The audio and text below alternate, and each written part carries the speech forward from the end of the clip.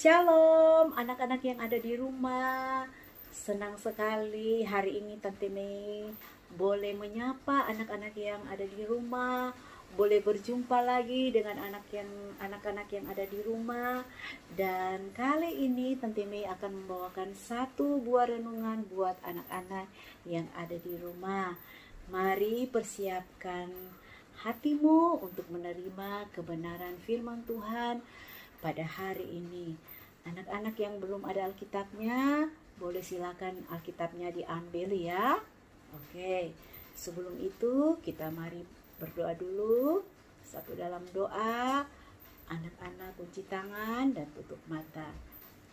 Terima kasih Tuhan Yesus, saat ini kami akan dengar firman-Mu. Berfirmanlah bagi kami Tuhan, kami siap untuk mendengarkan firman-Mu hari ini. Kami percaya kami semua akan diberkati oleh Tuhan Yesus.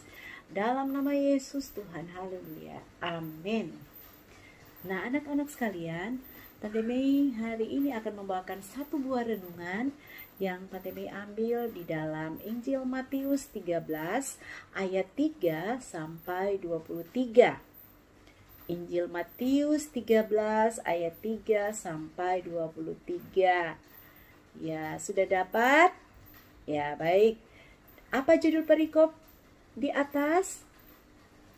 Iya, perumpamaan tentang seorang penabur. Ya, mari anak-anak di rumah, kita akan dengarkan cerita ini. Duduk yang manis dan perhatikan cerita ini. Semoga firman Tuhan yang akan disampaikan hari ini menjadi berkat bagi anak-anak semua. Ya, inilah cerita firman Tuhan yang akan Tante Mei bawakan hari ini. Pada suatu hari, ada seorang penabur yang keluar dari rumahnya dan dia hendak menaburkan benih-benih yang dibawanya. Ketika penabur ini menaburkan benih-benihnya, ternyata benih-benih itu ada yang jatuh di beberapa tempat.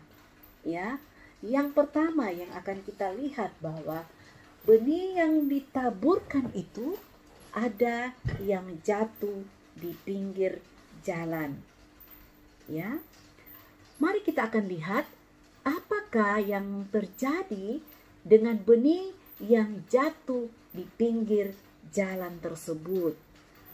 Anak-anak boleh lihat, ternyata pada saat penabur itu menaburkan benih dan benih itu jatuh di pinggir jalan, benih itu langsung dimakan oleh sekelompok atau sekumpulan burung-burung. Benih itu jatuh dan dimakan oleh burung-burung.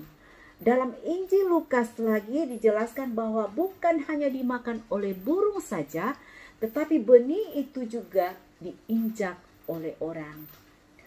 Dan akhirnya benih itu tidak bertumbuh sama sekali. Ya, benih yang jatuh di pinggir jalan ini sama dengan hal ketika anak-anak mendengarkan firman Tuhan yang disampaikan oleh guru sekolah minggu, ternyata anak-anak tidak mendengarkan firman itu sama sekali.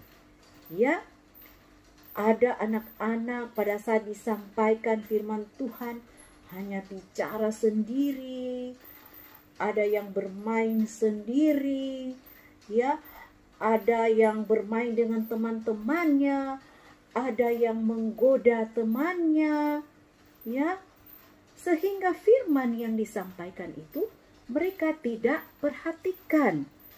Nah, anak-anak, ada satu oknum yang tidak senang ketika anak-anak itu mendengarkan firman Tuhan. Siapa dia? Ya, dia adalah iblis yang sangat jahat, ya. Iblis yang sangat jahat. Dia mengambil, dia merampas, dia mencuri firman itu dari anak-anak, ya. Sehingga firman itu tidak masuk dalam hati anak-anak, bahkan tidak bertumbuh sama sekali, ya.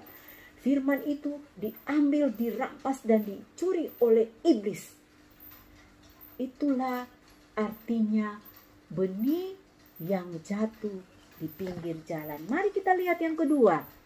Ketika penabur itu menaburkan benih, ternyata benih itu juga ada yang jatuh di tanah yang berbatu. Ya. Benih yang jatuh di tanah yang berbatu, mari kita lihat anak-anak. Ternyata benih itu juga dapat tumbuh. Tetapi pada saat matahari bersinar dengan terang, dengan terik, panas matahari itu membuat benih yang telah tumbuh itu menjadi layu, kering, dan akhirnya mati. Mengapa dia mati? Karena tanah yang ada di batu itu hanya sedikit, sehingga akar dari benih itu tidak kuat.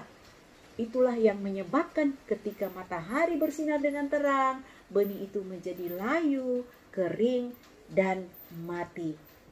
Ini sama dengan ketika anak-anak mendengarkan firman Tuhan, anak-anak sebenarnya ogah-ogahan, tidak mau serius untuk dengar firman Tuhan.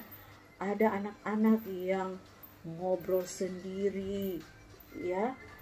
Ada anak-anak yang dia ketika firman Tuhan itu disampaikan, anak-anak itu malah ada yang melamun, ya.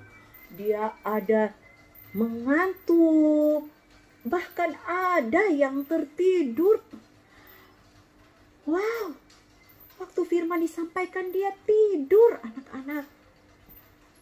Ada juga anak-anak ketika firman disampaikan suka marah-marah kepada temannya, ya.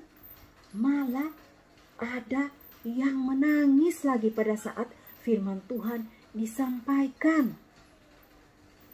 Nah, itu yang membuat anak-anak tidak dapat berakar di dalam Tuhan. Anak-anak tidak bisa menjadi kuat karena ketika anak-anak mendengarkan firman Tuhan, anak-anak tidak fokus, sebenarnya malas untuk dengar firman Tuhan.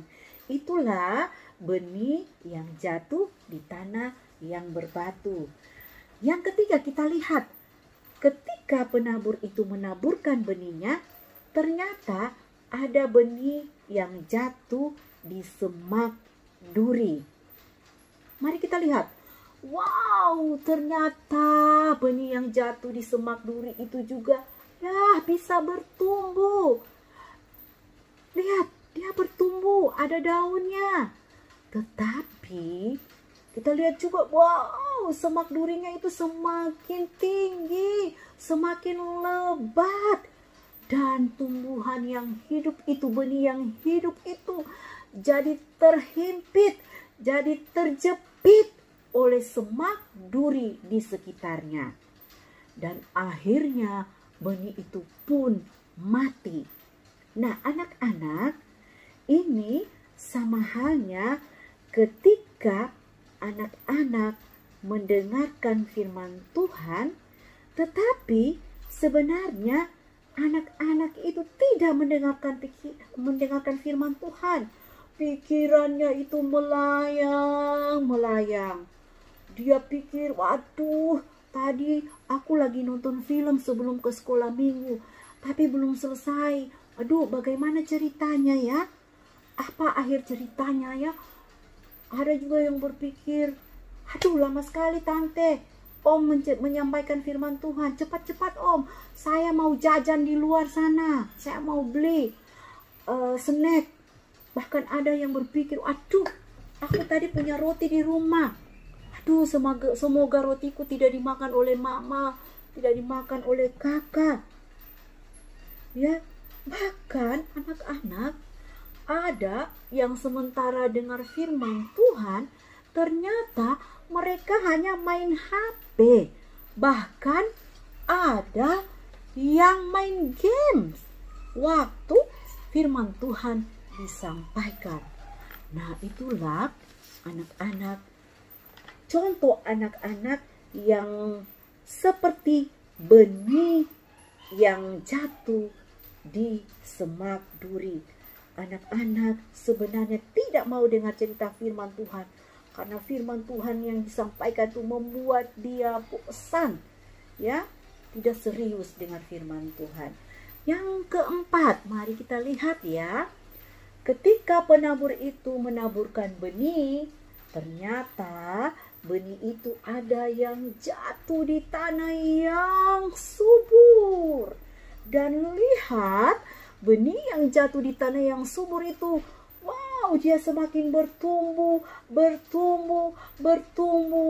dan menghasilkan buah yang banyak sekali. Wah, betapa senangnya sang penabur itu ketika dia melihat benih yang dia taburkan itu menghasilkan buah yang sangat banyak. Ini merupakan contoh bahwa anak-anak, ketika anak-anak mendengarkan firman Tuhan itu dengan baik, mengerti dan mengingat firman Tuhan yang disampaikan, fokus, ya, tidak bermain-main ketika mendengarkan firman Tuhan, maka anak-anak itu akan menghasilkan buah yang banyak, akan diberkati oleh Tuhan Yesus. Sehingga ketika dia pulang ke rumah, firman yang dia dengar tadi di sekolah minggu, ketika mama papanya tanya firman apa yang disampaikan, dia dapat menceritakan kembali firman yang telah dia dengar tadi di gereja. Ya, anak-anak yang di rumah seperti apa? Tante Mei percaya anak-anak yang di rumah ketika mendengarkan firman Tuhan sama seperti benih yang jatuh di tanah yang subur, tanah yang gembur, tanah yang banyak airnya, sehingga menghasilkan buah yang banyak. Ya, demikianlah cerita Tante Mei pada hari ini, bahwa ketika anak-anak fokus mendengarkan firman Tuhan, anak-anak akan membawa hasil yang luar biasa. Anak-anak akan diberkati oleh Tuhan, dan anak-anak akan menjadi anak-anak yang luar biasa, anak-anak yang hebat di dalam Tuhan. Matius 13 ayat 23, di situ dia berkata, yang ditaburkan di tanah yang baik ialah orang yang mendengarkan firman Tuhan itu, mengerti, dan karena itu dia berbuah. Ia berbuah, ada yang 100 kali lipat, ada yang 60 kali lipat, dan ada yang 30 kali lipat.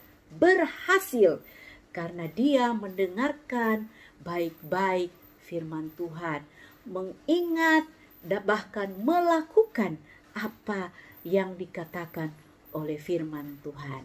Ya, semoga anak-anak yang ada di rumah juga seperti itu.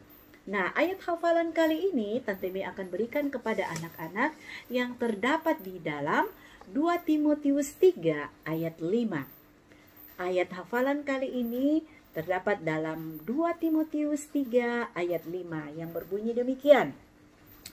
Ingatlah juga bahwa dari kecil engkau sudah mengenal kitab suci yang dapat memberi hikmat kepadamu dan menuntun engkau kepada keselamatan oleh iman kepada Kristus Yesus. Baik, anak-anak yang sudah menghafalkan ayat ini boleh merekamnya lewat kamera HP, kemudian mengirimkannya kepada guru-guru sekolah minggu. Tetapi Tante Mei mau anak-anak untuk menggantikan kata engkau, katamu itu dengan nama anak-anak sendiri ya. Contohnya seperti begini. Ingatlah juga bahwa dari kecil Mei sudah mengenal kitab suci yang dapat memberi hikmat kepada Mei dan menuntun Mei kepada keselamatan oleh iman kepada Kristus Yesus. Mengganti katamu dan engkau dengan nama sendiri. Ya, inilah firman Tuhan yang saya sampaikan, Tante Mei sampaikan saat ini. Semoga memberkati anak-anak semua. Terima kasih, Tuhan Yesus memberkati. Shalom.